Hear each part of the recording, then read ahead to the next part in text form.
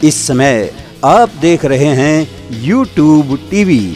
नमस्कार दर्शकों, जैसा कि मैंने आपको पहले भी बताया हुआ है कि हम जिस प्रकार की शख्सियत के साथ होते हैं, मैं चाहता हूं उसी टाइटल से वैसा ही कार्यक्रम बनाया जाए। आज मैं एक बार फिर आपके समक्ष आया हूं हमारा एक कार्यक्रम लेकर, जिसका टाइटल है एक मुलाकात भारत के गौ सेवक के साथ। गौ माता हमारे जीवन में कितना महत्व रखती है, उसके महत्व का हमारे जीवन में क्या महत्व है, इन सब बातों पर प्रकाश डालने के लिए आज हमारे साथ हैं श्री मौनी बाबा जी। और मौनी बाबा जी ने करीब 13-14 साल तक मौन धारण किया हुआ है, तो उसके बारे में भी मैं उनके श्रीमुख से आपको जानकारियाँ दिलवाऊंगा कि जब आदमी मौन धारण करता है तो उसके अंदर क्या चलता है, अंदर क्या चल रहा होता है जब वह कुछ देखता है और चाहता है कि मैं बोलूं लेकिन बोलना तो है नहीं, तो अंदर क्या प्रक्रिया चलती है उसके बारे में भी उनसे बात करेंगे। तो आइए मैं आपकी सीधी मुलाकात करवाता हूं एक मुलाकात भारत के गौ सेवक के साथ।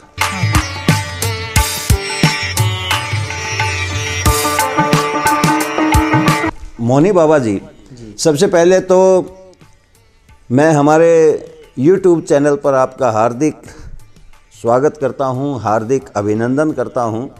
और आपने अपने व्यक्तित्व के बारे में, अपने कृतित्व के बारे में जानकारी देने के लिए मुझे जो परमिशन दी है, मुझे जो इजाज़त दी है, उसके लिए भी मैं आपका बहुत बहुत आभारी हूं। आप सभी YouTube चैनल के दर्शकों का हम धन्यवाद करते हैं और अमन जी आपका भी बहुत बहुत धन्यवाद, और आपने अपना अमूल्य समय दिया, इसके लिए हम आभारी हैं। मौनी बाबा जी, सबसे पहले तो मैं ये जानना चाहता हूँ कि आप आज छोटी काशी में आए हुए हैं, तो आपके श्री चरणों का यहाँ छोटी काशी में पदार्पण कैसे हुआ, किस मकसद से आए थे, और यहाँ पर छोटी काशी में आकर के आपने भिवानी की जनता को जो धन्य किया है, मैं चाहूँगा उसके बारे में हमारे दर्शकों को आप जानकारी दें। भिवानी अपने आप में एक बड़ा ही पवित्र और पुनीत जगह है जी। यहाँ पर बड़े बड़े विद्वान और ये छोटे काशी के नाम से जानी जाती है जी। और हमारी जो मुलाकात हुई है, इससे पूर्व मैं हरिद्वार में गुरुस्थान है और उस समय अपना मूल मौन का जो है पूर्ण कर रहे थे। उस समय हमारे लीलू शर्मा जी का दर्शन हुआ। अच्छा जी। और आप भी अचानक ही मिले, तो वहाँ से फिर ये बीच बीच में दर्शन देते रहे। फिर वहाँ में चित्रकूट अखंड आश्रम, हमारा जो गुरु जी का गद्दी है, वहाँ पर हम महंत बने और आपका सपोर्ट रहा। और ये इतने दयालु हैं, दीन दुखियों की सेवा में सहयोग करते हैं, ये हमेशा साथ देते रहे और इन्हीं का माध्यम बना इधर भिवानी आने का। अच्छा जी। तो अभी कई वर्ष से, लगभग 3-4 वर्ष हो गए हैं, यहाँ से गेहूँ जाता है सीजन में, और आपका अभी ये सीजन है बाजरे का, ये जाएगा। और भी बर्तन अर्तन भी जाते रहते हैं गौ सेवा में, कहीं तेल जाता है, कहीं गुड़ जाता है, तो ये माध्यम बना आने का। पहले में कभी नहीं आया, पहली बार भिवानी आए। हाँ, पहले कभी विचरण नहीं करता था। जी जी। तो अभी आप आए थे और एक बद्री गाय लाए हैं उधर ऋषिकेश से। अच्छा जी। तो आपका जो है वो आपकी गाय थी। जी जी। तो आप लाए हैं, फिर हम अभी बाजरा लेने आए हैं यहाँ। अच्छा। तो वहाँ संतों को और जो अपने रिलेटिव्स, मतलब सन्निध लोग हैं, उनको देंगे। वहाँ बाजरा बहुत महंगा होता है। अच्छा जी। और यहाँ दान में, प्रसाद में मिल जाता है, प्रसाद में मिल जाता है, इसलिए आए। ठीक है जी, स्वागत है आपका, स्वागत है। मौनी बाबा जी, मैं एक और छोटी सी जानकारी चाहता हूँ कि आप किस परंपरा से जुड़े हुए हैं, आपके गुरु कौन रहे, और वर्तमान समय में आप कौन से पीठ से जुड़े हुए हैं या किसी मठ से जुड़े हुए हैं। मैं चाहूँगा कि उसके बारे में भी हमारे दर्शकों को बताएं। हमारी परंपरा अनादि है। अच्छा जी। और उस अनादि परंपरा में कई विभूतियाँ प्रकट हुई जी। इसमें शंकराचार्य भी हैं, रामानंदाचार्य भी हैं और गुरु नानक भी हैं। तो हम जो है गुरु नानक के जो 2 पुत्र थे, एक दयाराम जी, एक श्रीचंद जी। तो मैं श्रीचंद की परंपरा से हूँ। अच्छा जी।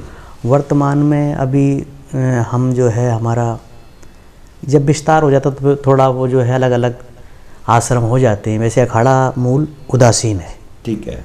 अब उसमें भी 2 हो गए अखाड़े, छोटा बड़ा। अच्छा जी। हाँ, तो बहुत सारे आश्रम हो गए। तो अभी हमारा सोहम परंपरा से, सोहम, हाँ, अलग से है। तो वही थोड़ा विस्तार हो गया तो थोड़ा सा ऐसे महापुरुष हुए तो उन्होंने अपना अलग चलाया, मगर मूल वही है, ठीक है। तो ये परंपराएं हैं और इनका जो है निर्वाह होता है और सबके जीवन में जागृति। फिलहाल वर्तमान में आप ऋषिकेश में? हाँ, वर्तमान में अभी अपना एक छोटा सा गौशाला बना है। अच्छा जी। वैसे बड़ा आश्रम भी है कोलघाटी में, खंडाश्रम के नाम से। तो छोटा सा वहाँ गौशाला बनाया, 250-300 का लोगों ने जमीन दान में दी है। तो वहाँ एक मिनी अस्पताल चलता है। अच्छा जी।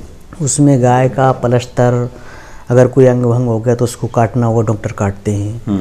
पूर्ण ट्रीटमेंट होता है और इसके बाद जब ठीक हो जाते हैं, जो छोड़ने होते हैं उनको छोड़ा जाता है और जो अचल होते हैं, नहीं चल सकते, तो उनको रखा जाता है, ठीक है।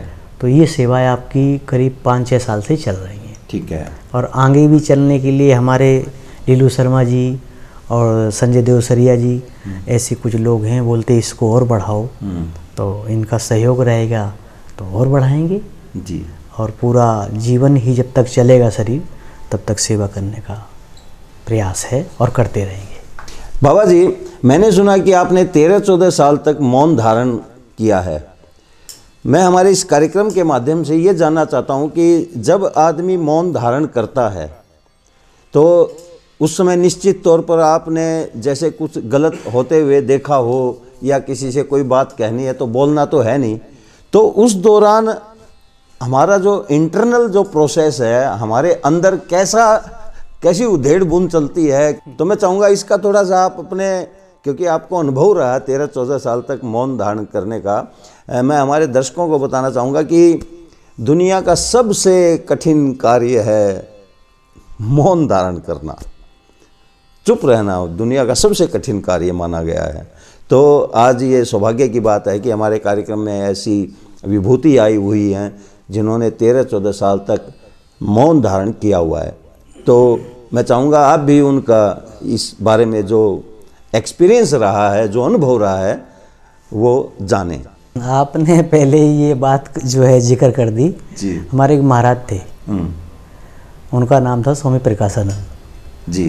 वो मैं मिलने गया दर्शन करने, तो उन्होंने अपने भक्तों से कहा कि इंसान भूखा रह सकता है, नंगा रह सकता है, गरीब रह सकता है, दुखी रह सकता है, रोगी रह सकता है, पर मौन बोले बिना नहीं रह सकता, चुप नहीं रह सकता। हाँ, चुप नहीं रह सकता।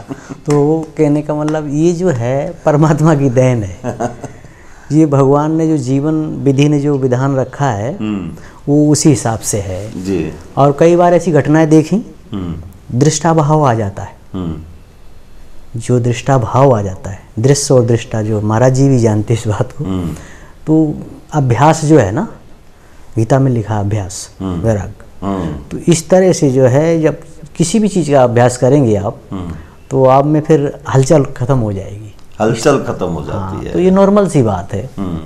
अब आपने देखा होगा सर्कस करते हैं ना छोटे छोटे बच्चे, 2 लकड़ी ऐसे लगाकर रस्सी में हिल रहे हैं, एक आम आदमी को रस्सी में खड़ा नहीं हो सकता, हिलना तो दूर हो गया। तो ये अभ्यास की चीज़ है।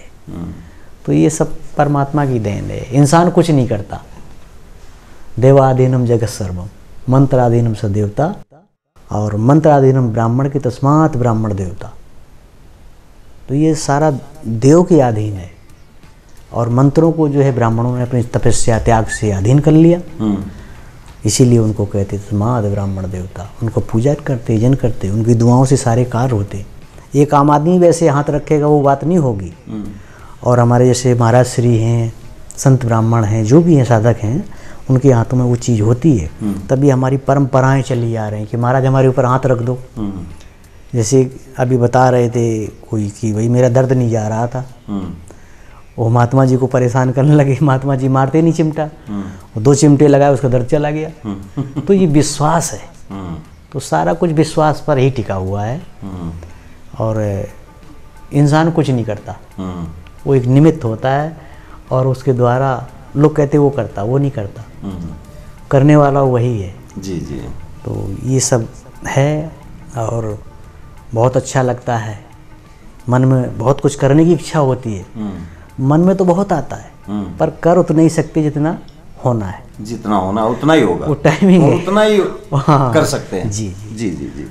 दर्शकों, आपने सुना होगा एक शब्द बाबा जी ने बोला है कि जब आप मौन धारण करते हैं और जब आप निर्णय ले लेते हैं, निश्चय ले लेते हैं और प्रभु की आपके ऊपर कृपा हो जाती है तो आपके अंदर की हलचल खत्म हो जाती है।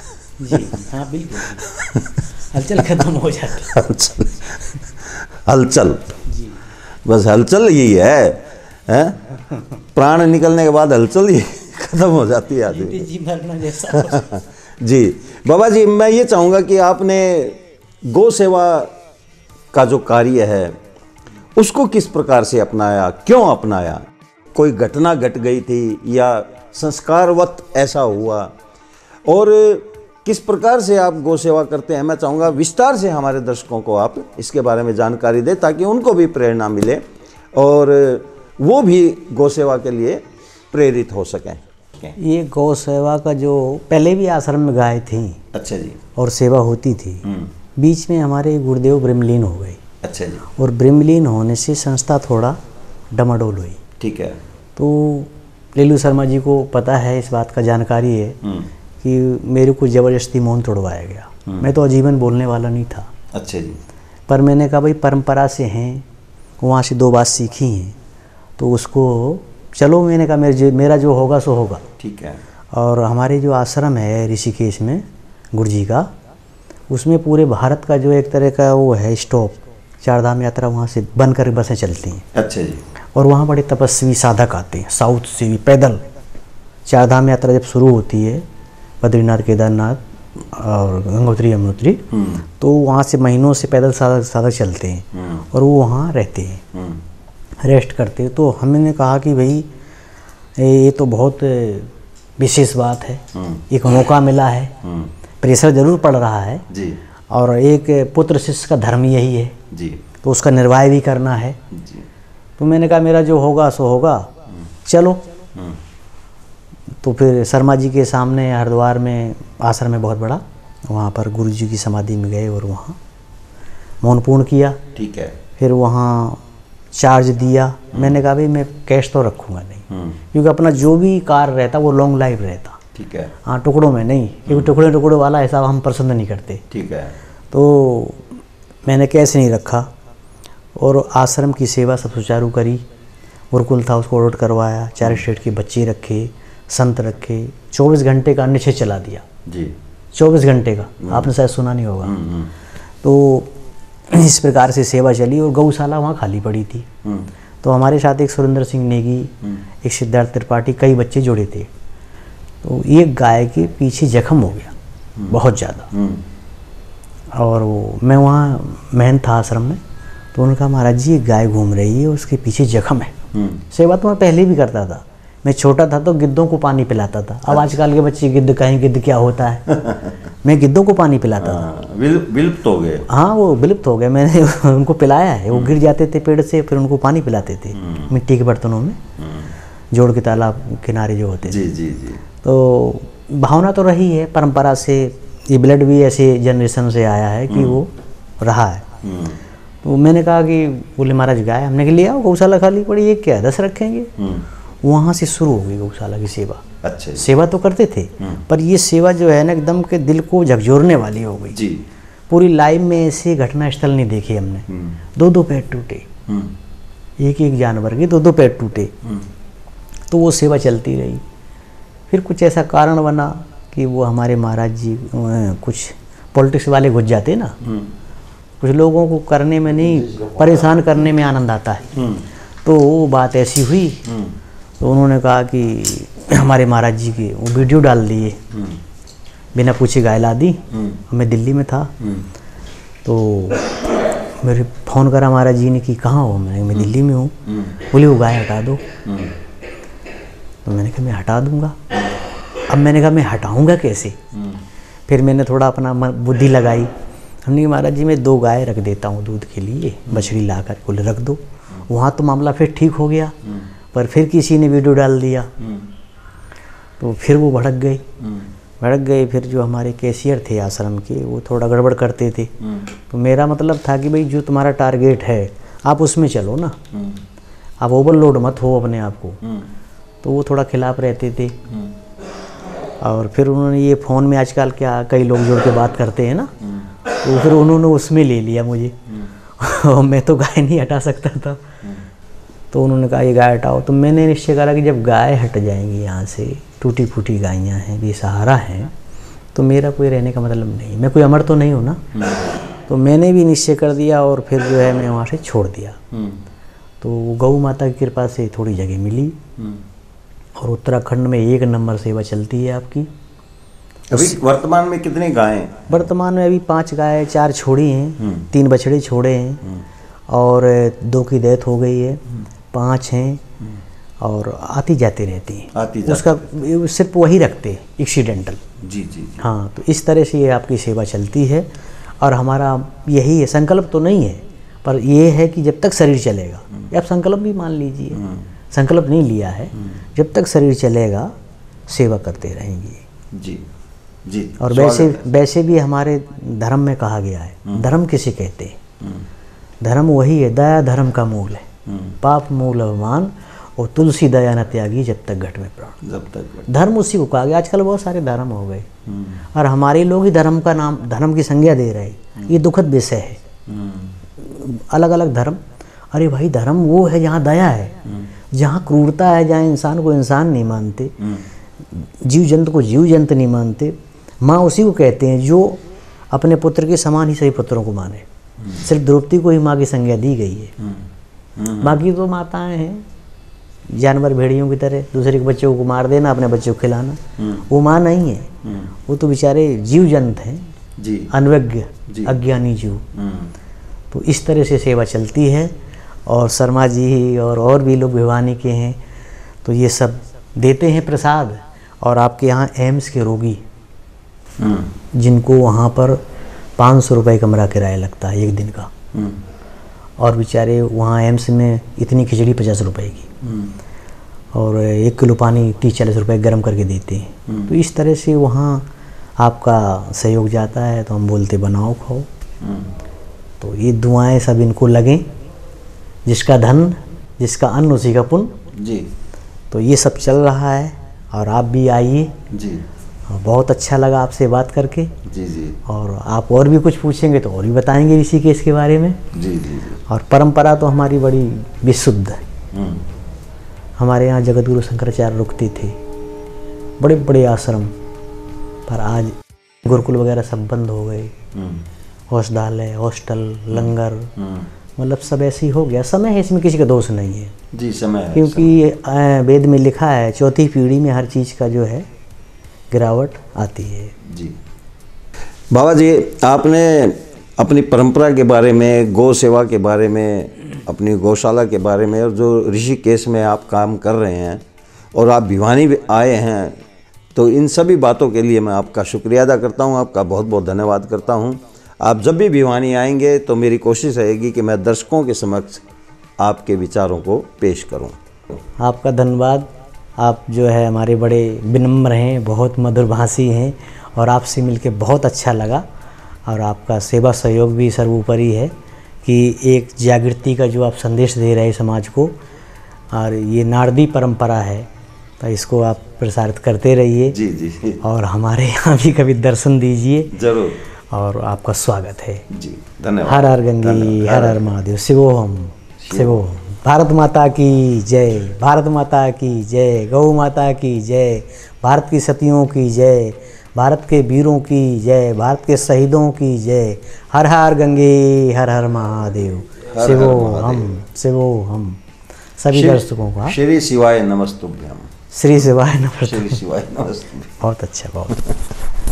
तो ये थे मोनी बाबा जी, जो ऋषिकेश से यहाँ भिवानी के अंदर आए हुए हैं।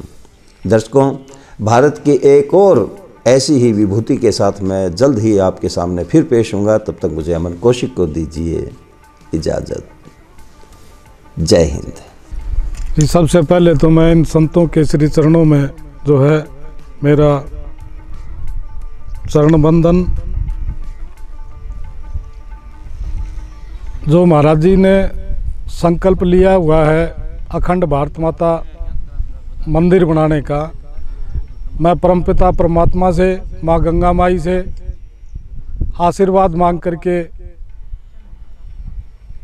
मैं ये चाहता हूँ मेरे दिल से, महाराज जी का जो सपन है, जो इन्होंने देखा है अखंड भारत माता मंदिर के लिए, वो इनका 10 गुना ज़्यादा बने।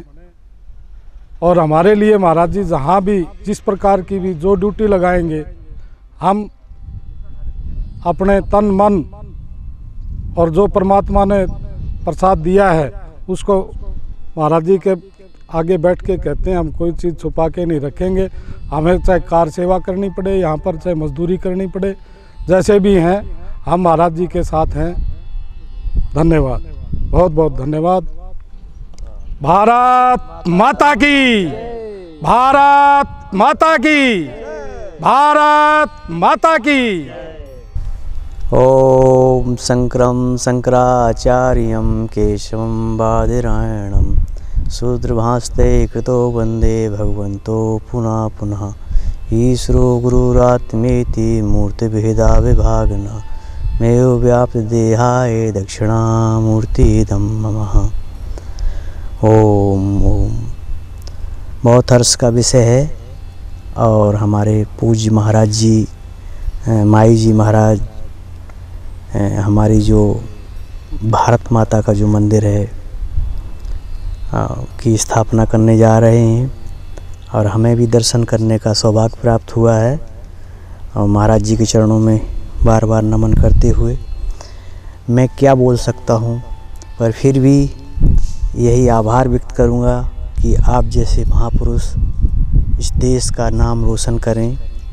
और ये छोटी काशी भिवानी है, यहाँ पर आप जो है दिव्य और भव्य भारत माता का जो है मंदिर बनाने जा रहे हैं। और यहाँ के सभी दानदाता महाराज जी के दिशानुसार सेवा और कृपा पात्र प्राप्त करें। और मैं ऋषिकेश से आया हूँ और मैं भी महाराज जी को प्रणाम करता हूँ और आज हूँ यहाँ और आगे भी महाराज जी के दर्शन करता रहूँगा। और बड़ा हर्ष का विषय है और आप सभी से यही अनुरोध करेंगे कि जितना भी हो तन मन धन से ये हमारे राष्ट्र की, जिसको हम माता कहते हैं, हमारी भारत जो एक ही देश है पूरे वर्ल्ड में जो माता का नाम लिया जाता, मातुल्य है। तो हम अपनी माँ की सेवा करने के लिए हमारे बड़े बड़े जो है, अभी ये आपका 26 नवंबर बाल दिवस के रूप में मनाया गया। गुरु गोविंद सिंह के जो शहादत है वो सब जग विदित है। तो हम सभी अपना जो है इस बार ध्यान केंद्रित करें और जो हमारे से भी सहयोग माता रानी करवाएंगी हम भी करेंगे। शिवो हम हर हर गंगे, हर हर महादेव। महाराज जी को प्रणाम। जय हो भारत माता की जय, भारत माता की जय।